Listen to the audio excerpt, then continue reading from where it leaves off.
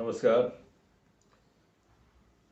आचार्य पंडित अनुभव राय जी से बातचीत की ये चौथी कड़ी है और हम इस कड़ी में भी जानेंगे कि कैसे कैसे उन्होंने अपने बचपन से उन्होंने युवावस्था में कदम रखा और धीरे धीरे क्रिकेट खेलते हुए, कुश्ती लड़ते हुए और संगीत की तपस्या जो है उनकी वो जारी रखते हुए विश्वविद्यालय की पढ़ाई करते हुए एक उनका अपना जो जो चाहते थे वो स्वरूप आकार ले रहा था। तो आप जानते हैं कि आगे आगे कैसे कैसे फिर आगे बढ़े और संगीत को पूरी तरह से कैसे अपनाया। जी प्रणाम आपको। जी प्रणाम प्रणाम। तो हमने पिछली बार जो है जो बातचीत जहाँ समाप्त की थी एक घटना के साथ जो कि बनारस हिंदू विश्वविद्यालय की घटना। एक तो जो पंडित मदन मोहन मालवीय और पाठक जी जो उनके ठाकुर जयदेव सिंह जो उनके मित्र थे, दोनों को बीच में जो बातचीत हुई, जो शर्त लगी थी, उसको हम ध्यान में अगर रखें तो क्या सचमुच में अगर जिसको ईश्वर ने अगर मान ईश्वर नहीं दिया है, गा नहीं सकता है, लेकिन अगर चाहे तो वादन कुछ कोई साज बजा सकता है कोई। यहाँ भी एक शर्त है, लय की समझ वो भी किसी से अर्जित नहीं की जा सकती। लय अगर शिव ने जन्म से दिया है तो है। स्वर देवी ने कंठ में नहीं दिया तो नहीं होगा। लय की दृष्टि यदि जन्म से नहीं है तो वाद्य भी नहीं होगा। तो अच्छा, हाँ। इसी कारण से ये जो नाद योग और लय योग है, इसको इसीलिए नाद ब्रह्म कहा गया है। ब्रह्म विद्या, ये ईश्वरीय विद्या।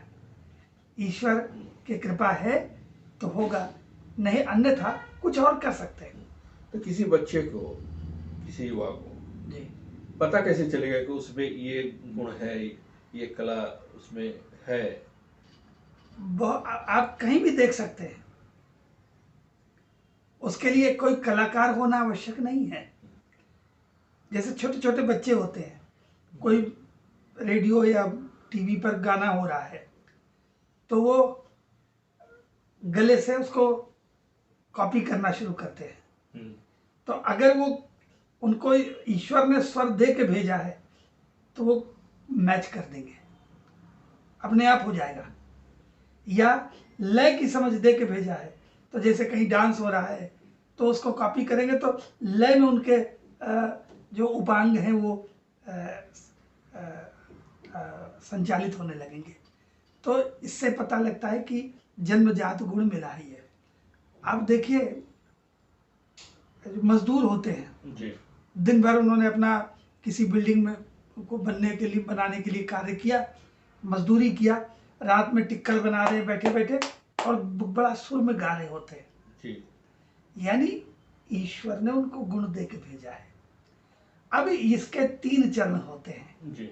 एक तो होता है गुण, जो ईश्वर आपको जन्मजात देते हैं। दूसरी होती है विद्या, जो माता पिता, शिक्षक, गुरु, ग्रंथ, पुस्तक, इनसे आप अर्जित करते हैं, वो है विद्या। और गुण और विद्या जब साधना की स्थिति में पहुंचते हैं, जब साधना आरंभ होती है और उपासना का चरण आता है, तब यह ज्ञान में परिवर्तित होता है, क्योंकि ज्ञान हमारे अंतर में होता है। तो ये एक क्रमशः क्रमबद्ध चरण है। कोई आवश्यक नहीं है कि हर कोई कलावंत हो जाए, हर कोई विद्वान हो जाए, हर कोई बहुत बड़ा वाग्गेयकार हो जाए, परंतु और ये न होना स्थितियों परिस्थितियों पर निर्भर करता है। तो आप तो भारत ही नहीं, विश्व में भी जी भ्रमण करते रहे कार्यक्रमों के सिलसिले जी। में, तो आपकी दृष्टि भी ऐसे, जब अगर भारत में ही आप विभिन्न स्थलों में जब जाते रहे, शहरों में जाते रहे, जी तो आपकी दृष्टि तो ऐसे ऐसे लोगों पे पड़ती होगी। आपने मैं बहुतों आपको को जो अवसर मिलता होगा, बहुत जो अवसर नहीं जिनको। मैं आपको 2 उदाहरण दूं। जी बिहार में एक जगह बढ़ैया, जी बढ़ैया को बिहार के लोग भी कोई बहुत आदर पूर्वक नहीं समझते। जी। हम एक कार्यक्रम में गए थे, एक पंडित संगीत के विद्वान थे, पंडित बच्चा मिश्र जी, उनके बेटे पंडित श्यामदास मिश्र, वो अपने पिताजी की स्मृति में बढ़ैया में कार्यक्रम कराते थे। तो एक बार मैं गया था, मुझे तो कई बार बुलाया हो, और उस साल हमारे जो जयपुर घराने के नृत्य के गुरुजी थे पंडित राम गोपाल मिश्रा जी, वो अपनी एक शिष्या को भी लेके आए थे, सुमित्रा मित्रा को। तो एक दिन कार्यक्रम के बाद हम लोग एक दिन और रुके, तो ऐसा हुआ कि चलो कहीं घूम के आते हैं। एक मंदिर है वहाँ, थोड़ा दूर सुदूर है, तो हम लोग वहाँ दर्शन के लिए गए सब लोग, और मंदिर के पास ही से एक नकारा बजाने की ध्वनि सुनाई दी, और इतना जबरदस्त वो नकारा बज रहा था, इतना तैयार, इतना साफ। तो हम लोग मंदिर की तरफ न जा करके जिधर से नकारे की ध्वनि आ रही थी उधर चले गए जी। और एक 16-17 साल का लड़का वो अपना नकारा लेके बैठा, बिल्कुल रियाज कर रहा है, बारात बजा रहा है। मैं आपसे सच कहूं, मुझे जितना पेमेंट मिला था ना, मेरी जेब में था, सब उसको दे दिया है। और उसको मैंने गले लगाया, मैंने कहा यार तुम्हारा जवाब नहीं, तुम चलो शहर में वहां बजाओ, सुनाओ लोगों को। तो कहता है कि हम तो गैया चढ़ा रहे थे और ये तो हमको बजाना अच्छा लगता है इसलिए हम बजा रहे थे। मतलब उसको ये भी नहीं पता कि वो स्वयं कितना बड़ा कलाकार है जी। दूसरा उदाहरण मैं आपको दूं, हम अजमेर एक कार्यक्रम में गए थे एक बार जी। तो ये हुआ कि चलो पुष्कर जी का दर्शन करके आते हैं। तो पुष्कर में दर्शन करके हम वापस आ रहे थे, रास्ते में एक तालाब पड़ता है, वहां पर थोड़ा उन्होंने कैफेटेरिया टाइप का बनाया हुआ है, खटिया उटिया डाल करके देसी तरह से। हम लोग जाके बैठे, तो एक वो रावण हत्था सारंगी की तरह होता है, रावण हत्था बजाने वाला, वो कुछ मांगने के लिए, मनियारी लोग होते हैं मांगते हैं, तो उसके हाथ में वो था। तो मैंने इसे कहा कि कुछ सुनाओ। शत्रुघ्न जी मैं आपसे कहूँ, इतना अच्छा उसने, मतलब उसने जब गज ऐसे किया और ये बायां हाथ लगाते ऐसा लगा जैसे सुर दिल में उतर गया। मैं उससे सुनता रहा, और सुनाओ और सुनाओ और सुनाओ, और जितना पैसा जेब में था सब उसको दे दिया। और वो उसको मैंने कहा कि तुम क्यों नहीं आते हो, आओ जयपुर जाओ, वहां पर जाओ, लोग सुने तुमको। तो कहता है हम तो इसलिए बजाते हैं कि हमको अच्छा लगता है बजाना। अब देखिए इसको आप क्या कहेंगे कि ईश्वर ने अप्रतिम गुण दे के भेजा। लेकिन उस गुण का जो है उस तरह से प्रकाशन नहीं हो सके लोगों के बीच में, उनको प्रकाशित होने की करने की आवश्यकता भी नहीं महसूस होती। वो केवल तो उनका प्रेम उस सुर से है, जैसे उस बच्चे का प्रेम उस लय से। तो ये जो प्रेम है ना, देखिए ये अच्छी बात है, पब्लिसिटी होना, मीडिया में रहना, कार्यक्रमों में जाना, ये सब अच्छी बात है, हमने भी किया है, अब हमारे बेटे कर रहे हैं। पर ये भी मैं अपने अनुभव से कह रहा हूं, क्योंकि मैं चरणबद्ध तरह से मेरी भक्ति हुई है जी। आप जितना बहिर्मुखी रहेंगे उतने ही आप स्वयं के साक्षात्कार से दूर रहेंगे। एक कलावंत या कला साधक का धर्म है केवल सुर और लय के साथ रहना। जी। हाँ, ऐसा अवश्य हो सकता है कि कोई आपकी साधना के प्रति आकर्षित होकर, आपकी कला का भक्त होकर आपके लिए कार्यक्रम आयोजित करे, आपके लिए कार्यक्रमों की व्यवस्था करे, आपके लिए धन की व्यवस्था कर दे, है, जिससे वो स्वयं भी धन कमावे जी। और आपके लिए भी व्यवस्था। पर यह काम एक साधक के सोचने का नहीं है। जैसे जैसे साधना करने वालों ने स्वयं को बाजार में बैठा दिया, वैसे वैसे कला की जो आध्यात्मिक ब्रह्म स्वरूप दिव्य गरिमा थी वो गिरती चली गई, बाजार बढ़ता गया। मेरी ईश्वर से प्रार्थना है, माँ भगवती से प्रार्थना है कि कला साधकों को यह बुद्धि दें कि यह व्यापार का कार्य नहीं है, ये केवल साधना का कार्य है। आप बहुत कम उम्र से जी सिखा रहे, मेरे ख्याल से 9 साल का था जी। मेरे पहले शिष्य अभी गत वर्ष उनका वो ब्रह्मलीन हुए, वो मुझसे 16 वर्ष बड़े थे। उनका नाम था श्री मोंटू गिरी जी। वैसे वो रहने वाले खड़गपुर के थे। अच्छा। लेकिन वो रहते प्रयागराज में थे, पश्चिम बंगाल। हमारे इलाहाबाद में वो इसमें डिफेंस में नौकरी करते थे। तो वो हमारे पास सीखे, जाने उनको लगा होगा तो मैं 9 वर्ष का था, तब से वो सीखने आने लगे थे मेरे पास। और आपको एक और बात बताऊं, वो मेरी पत्नी को नृत्य सिखाते थे। अच्छा। विवाह के पूर्व मेरी पत्नी उनसे सीखती थी। तो बाद में वो आगरे में बस गए थे, अभी उनके बच्चे हैं वहाँ, और गत वर्ष उन्होंने शरीर त्यागा।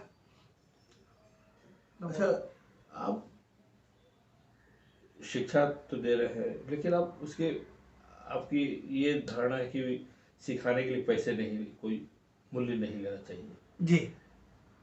तो ये जो धारणा जो है आपके मन में कैसे आई? क्योंकि आज तो लोग सीखते हैं और चाहते हैं कार्यक्रमों के अलावा सिखाने से उनकी आय हो, मतलब उस पर आजीविका उस पर केंद्रित हो। देखिए, ऐसा है,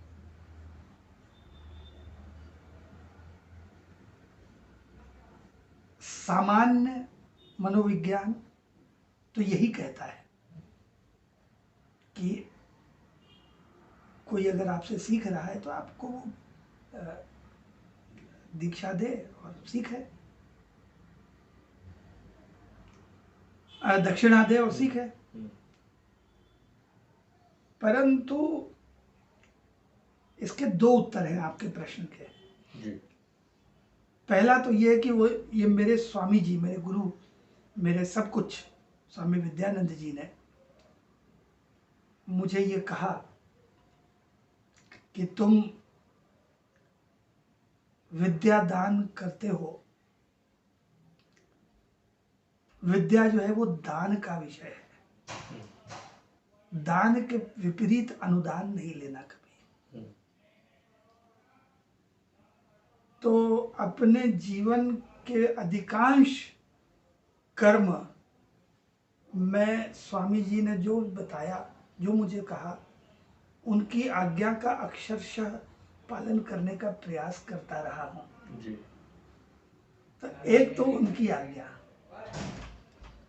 और दूसरा मैंने स्वयं अनुभव किया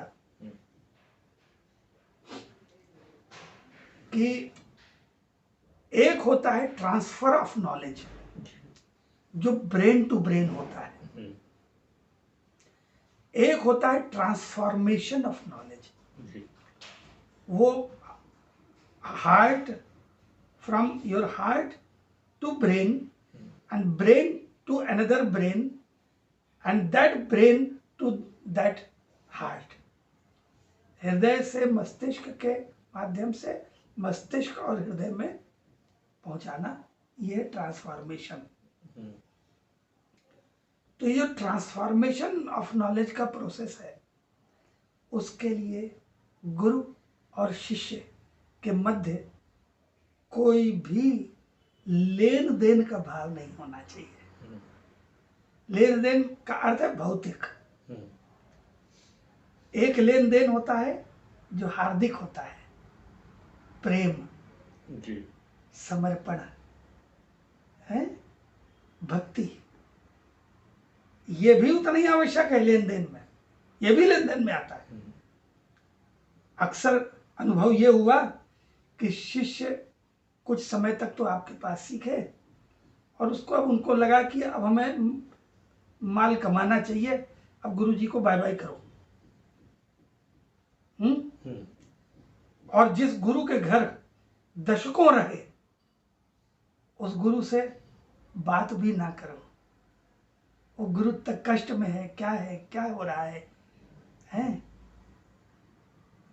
जिस गुरु ने कभी आपसे ये नहीं कहा कि हमें पैसा ला के दो, हमें कपड़ा बनवा दो, हमें फलानी चीज दे दो, ढमकानी चीज, क्योंकि वो गुरु का धर्म नहीं है।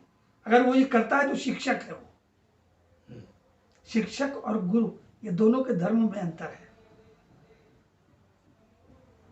अब आपका एक प्रश्न होगा इसके उसमें कि अगर भाई तुम कुछ लोगे ही नहीं सिखाने उखाने का, तो तुम्हारा आजीविका कैसे चलेगी, है ना? जी। बड़ा व्यवहारिक प्रश्न है। इसका उत्तर मैं इस प्रकार दूंगा कि जो परम पिता परमेश्वर हैं, जब हम कहते हैं त्वमेव माता च पिता त्वमेव, और अंत में कहते हैं त्वमेव सर्वम मम देव देव, कि तुम मेरे सर्व हो, हैं? त्वमेव माता च पिता त्वमेव, त्वमेव बंधुश्च सखा त्वमेव, त्वमेव विद्या द्रविणम त्वमेव। क्या आ गया ना? त्वमेव सर्वम मम देव। ये मुंह से तो बोल लेते हैं लोग, लेकिन क्या इसको समझते हैं कभी कि हमारा क्षण क्षण का ध्यान रखने वाले परम पिता सर्वम खलविदम ब्रह्म हर जगह मौजूद है, उपस्थित है। उनको पता है कि पृथ्वी पर उनके किस बच्चे को कब आवश्यकता है। वो स्वयं नहीं आते, पर स्वयं के रूप में किसी न किसी को आपके पास भेजते हैं, आपकी आवश्यकताओं की आपूर्ति होती रहती है। हाँ, यदि आवश्यकता से अधिक की इच्छा रखें तो वो फिर तो स्पृहा में आ जाता है, महत्वाकांक्षा बन जाता है। उसके लिए ईश्वर उत्तरदायी नहीं है आपके। तो मैं धीरे धीरे मेरा अनुभव ये मिलता गया कि हम जिस कार्य के लिए पृथ्वी पर प्रभु ने भेजा है, हम उस कार्य को चुपचाप करते रहें, वो संपूर्ण निष्ठा के साथ, भक्ति, प्रेम और निष्ठा, इनके साथ हम उस कार्य को करते रहें, और कार्य को करने का भी भान न रखें, केवल प्रेम, उस विषय से प्रेम के साथ हम उसको करते रहें। भोजन भी मिलता रहेगा, वो करता रहेगा व्यवस्था। तो यद्यपि मेरे घर में मेरी पत्नी, मेरी पुत्री, मेरे पुत्र, ये लोग शिक्षा दान करते हैं और उसके विपरीत ये दक्षिणा भी लेते हैं। पर अब बुढ़ापे तक तो मैं ऐसे ही रहा, अब क्या अपने को परिवर्तित करूंगा। अब माँ भगवती इसी अनुशासन के साथ मुझे अपने पास बुला लेंगी। एक जीवन में हमारा ये संकल्प कभी टूटने ना पाए। एक उत्कंठा ये है कि आपकी एक धारणा रही है कि संगीत और भारतीय जो शिक्षण पद्धति है, भारतीय जो ज्ञान है, उन पर आधारित एक विश्वविद्यालय आप खोले। हाँ, या आश्रम खोले। मेरी बड़ी उत्कट आकांक्षा रही है। तो अब ये है कि परंतु मैं बताऊं आपको, ये जो भौतिक स्पृहाओं का पालना होता है ना, ये बहुत से लोग अपनी जो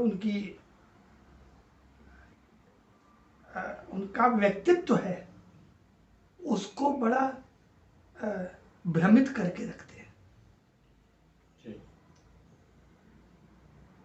मैं आपसे सत्य कहूं,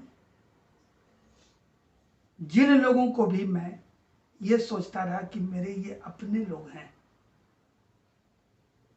और ये जो मेरी भावना रही है कि एक विश्वविद्यालय का निर्माण हो जो जॉब ओरिएंटेड म्यूजिक यूनिवर्सिटी बने, जहां वैदिक शिक्षा और ये कंटेम्पररी एजुकेशन दोनों हो, पर उसका मूल अभिप्राय संगीत हो और उसी की मतलब शोध भी करें, शिक्षा उच्चतम शिक्षा ग्रहण करें, और वहीं audio video audio visual recording studios हों, आप डॉक्यूमेंट्री बनाइए, फिल्में बनाइए, सारी चीज़ें का वहाँ व्यवस्था हो, बैलेस बनाइए, टैबलोज बनाइए, प्रोग्राम्स ऑर्गेनाइज कीजिए, यानी जो विद्यार्थी हों उनको उच्चतम शिक्षा और पूर्ण शिक्षा मिले संगीत की, है। जॉब ओरिएंटेड रेजिडेंशियल यूनिवर्सिटी वहीं रहें और वहीं उनको कार्य मतलब काम भी मिले, ये मेरी भावना रही है। तो गुरु शिष्य परंपरा में जो आप सिखाते रहे, वहाँ तो मान लीजिए आप विद्यादान के बदले अनुदान नहीं लेते रहे जी, लेकिन जब विश्वविद्यालय अगर आप खोलेंगे तो वहाँ उसको कैसे संचालित किया जाएगा? जब वहाँ से पहली बात तो ये है कि वर्तमान तक जी मेरा वो विश्वविद्यालय की स्थापना का संकल्प जो था वो अभी वर्तमान तक तो केवल स्वप्न ही रह गया है। विगत कुछ वर्षों से मेरा स्वास्थ्य भी अनुकूल नहीं रहा है। और एक बात बताऊं आपको, संकल्प से सिद्धि का पथ कैसे मिलता है? हाँ, प्रशस्त होता है कैसे। प्रयागराज के पास श्रृंगवेरपुर एक जगह है जी, जो श्रृंगी ऋषि की भूमि है। वहां पर गंगा के किनारे और कलकत्ता दिल्ली हाईवे जो बना है उसके बीच में मुझे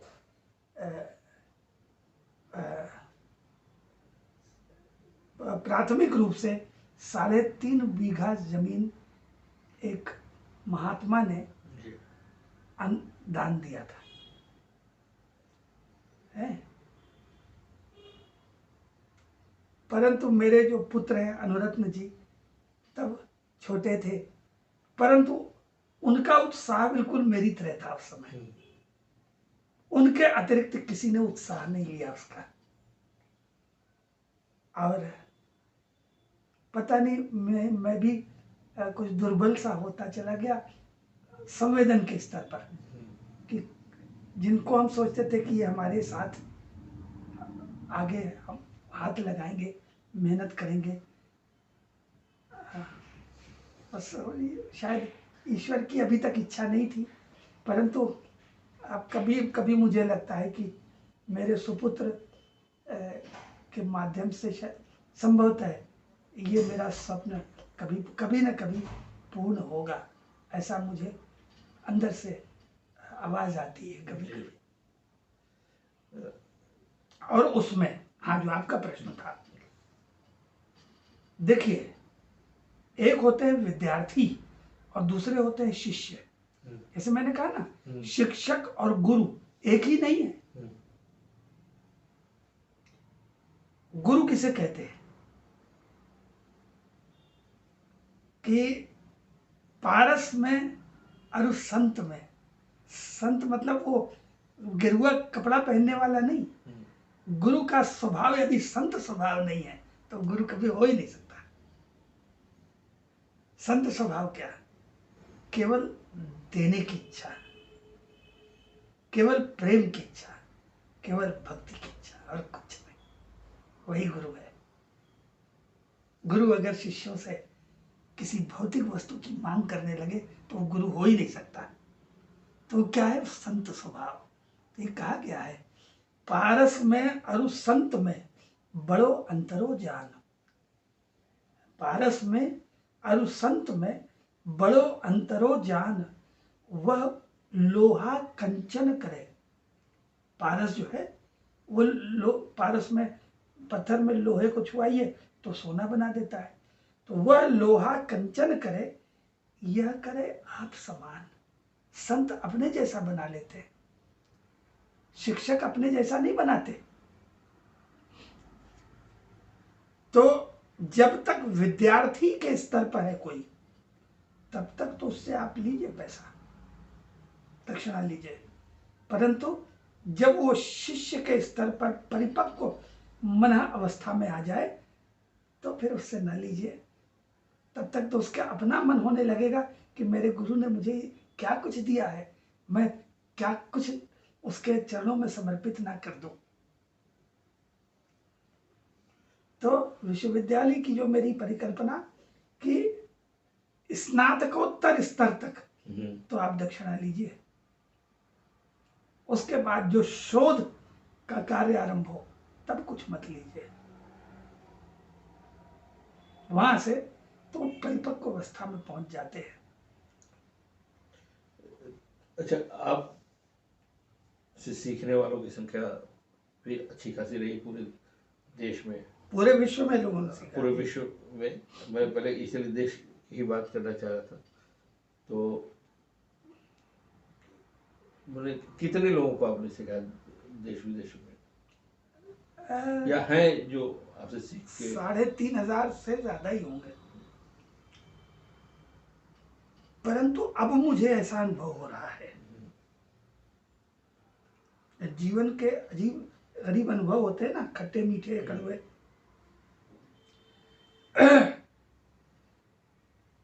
कि मैंने अपने पुत्र के अतिरिक्त तो किसी को कुछ सिखाया ही नहीं।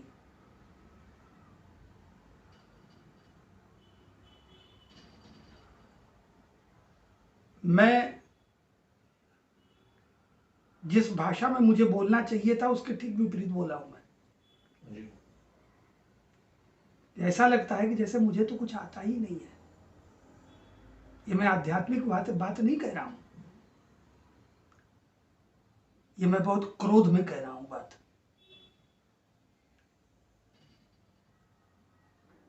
मैं पिछले 8-9 वर्षों से जिस शारीरिक अस्वस्थता में जिया हूं,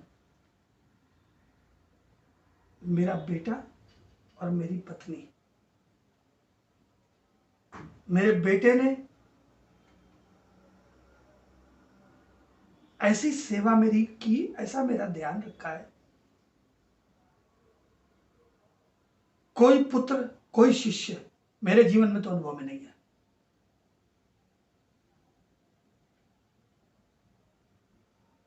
ऐसा लगता है जैसे मैंने किसी को कुछ सिखाया ही नहीं, या मुझे कुछ आता ही नहीं है, या मुझे कुछ आता ही नहीं था। ये बड़ा मैं दुखातिरेक में बोल रहा हूं।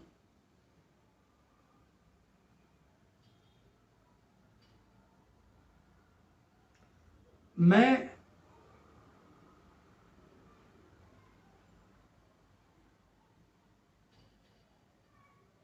अपने गुरु मतलब गुरु, शिक्षक नहीं कह रहा हूं, क्योंकि संगीत सीखे हुए वाले जो गुरु लोग थे वो नाम के गुरु थे मेरे। मैं गुरु की परिभाषा बताया मैंने कई बार, जो अज्ञान रूपी अंधकार को ज्ञान रूपी प्रकाश से दूर करते हैं, वो है गुरु। मेरे स्वामी जी मेरे गुरु थे, बल्कि हैं, वो तो कहीं जा ही नहीं सकते। मैं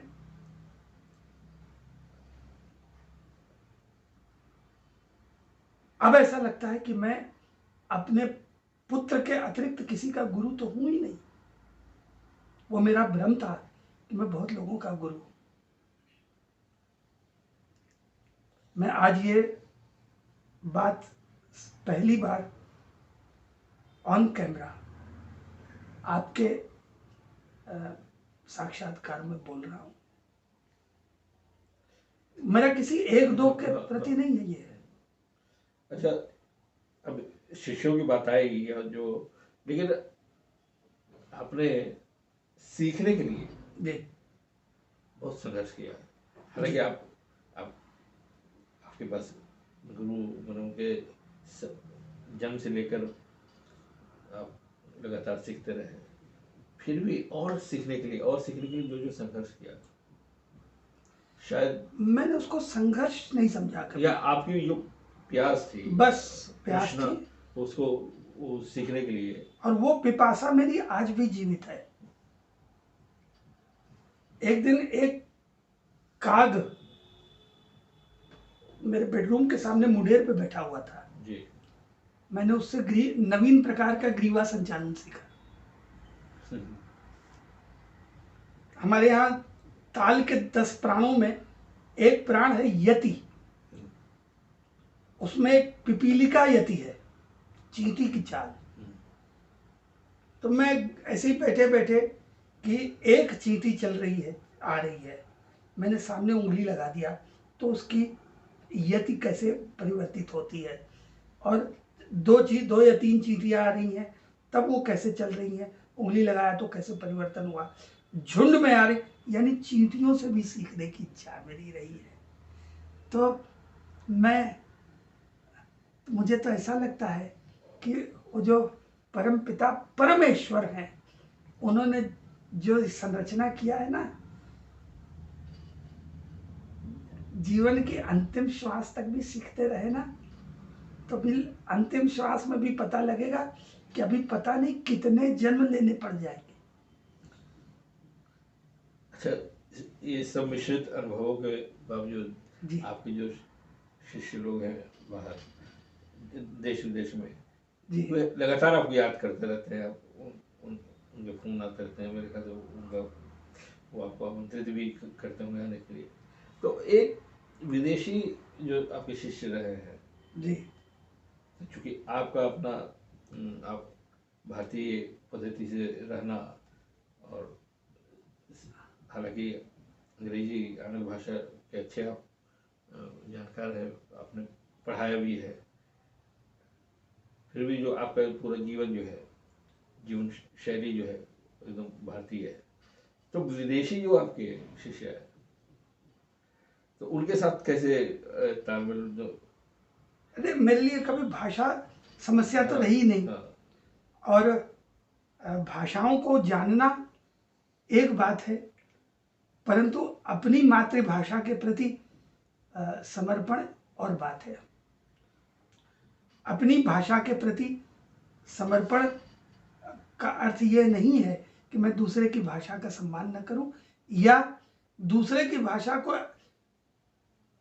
अपना वर्चस्व प्रदर्शित करने के लिए अपनी भाषा का निरादर करूं।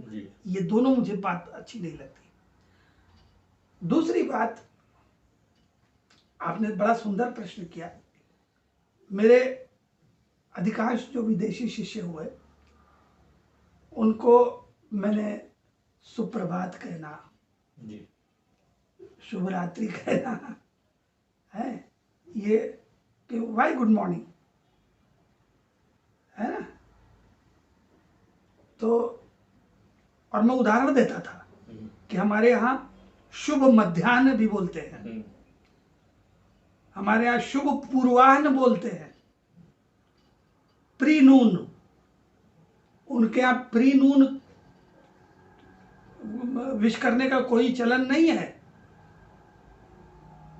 जैसे मध्याह्न है ना, वो नून है, और उसके पहले का जो पूर्वाह्न है वो प्री नून है इंग्लिश में, जैसे आफ्टरनून होता है। तो मैं उनको ये कहता था कि हमारे यहाँ 8 प्रहर हैं,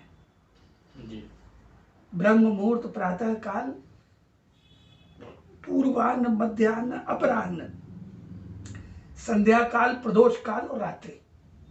ये 8 प्रहर हैं हमारे यहाँ। और 8 प्रहर में एक दूसरे को की मंगल कामना का एक शिक्षा दी गई है ऋषियों के द्वारा हम लोगों को। दूसरा, चम्मच छुरी कांटा से भोजन करना या ये तामसी भोजन करना,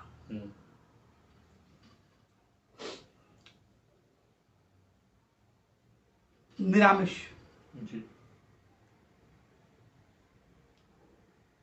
तो मैं अक्सर ये प्रश्न करता हूं कि भारत एक ऐसी वरद भूमि है जहां जाड़ा, गर्मी, बरसात बराबर से मिलता है हमको। उसी के अनुरूप फल, शाक, है ना, भाजी, अनाज सब प्रकृति से हमें प्राप्त है। तो हमें अंडा या गोश्त, मांसाहार, ये सब खाने की क्या आवश्यकता है? धूम्रपान करना, मद्यपान करना, ये क्यों? तो मैं हमेशा एक बात कहा करता हूं कि आइदर यू कन्विंस मी और गेट कन्विंस्ड विद मी, या तुम हमें कन्विंस करो या हमसे कन्विंस हो जाओ, जबरदस्ती की बात नहीं।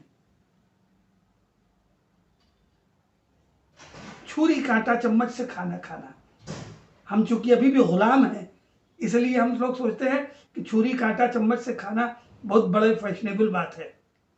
अरे वो उनकी मजबूरी है भैया। 8-9 महीना जब बर्फ पड़ती है, पानी बरसता है, ठंडी रहती है, तो बार बार हाथ नहीं धो सकते, और 10 जगह से होके आए तो वही गंदे हाथ को खाना कैसे लगाएंगे? तो ग्लव्स पहन करके छुरी कांटे से खा लेते हैं बेचारे। हमारे यहाँ जब हमने अपने शिष्यों को कहा कि हमारा शरीर पंच तत्व से बना है, जो भोजन है वो पंच तत्व से मिला है, तो बना है, तो पंच तत्व से पंच तत्व को ग्रहण करके फिर पंच तत्व में उसको उसका अग्निहोत्र करना। पंच तत्व से पंच तत्व में विलय होना और फिर उसी पंच तत्व से पंच तत्व का निर्माण होना, यही प्रकृति का नियम चक्र है। तो जब मैंने इस प्रकार से समझाना शुरू किया तो वो उसमें से कुछ विदेशी तो बेचारे हाथ से ही खाने लगे, शाकाहारी हो गए हैं और भारतीय वस्त्र पहनने लगे। अभी चूंकि बातचीत अभी और आगे बढ़ी, मैं आपको अगली कड़ी में ये बताऊंगा उन शिष्यों के बारे में, उनको कैसे गुरुजी ने कैसे उनको उनकी जीवन शैली को बदली, और भारतीय जो भोजन मतलब जो पदार्थ है, भोज्य पदार्थ, बाकी चीज़ों को अपनाया। तो ऐसे उदाहरण के साथ आपको हम अगली कड़ी में बताएंगे, हमारे बातचीत के क्रम में। इस कड़ी को यहाँ विराम देते हैं। प्रणाम।